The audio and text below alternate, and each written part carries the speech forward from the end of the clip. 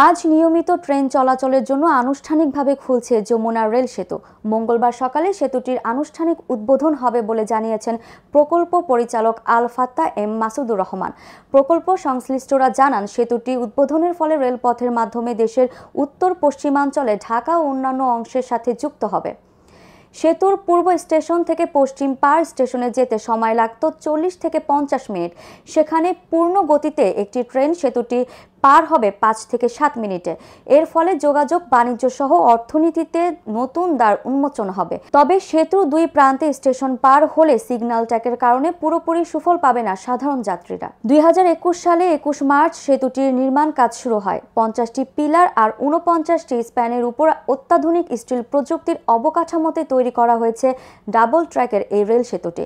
যমুনা নদীর উপর নির্মিত 4.8 কিলোমিটার দীর্ঘ এই রেল সেতুটি নির্মাণে ব্যয় হয়েছে 16,781 কোটি টাকা।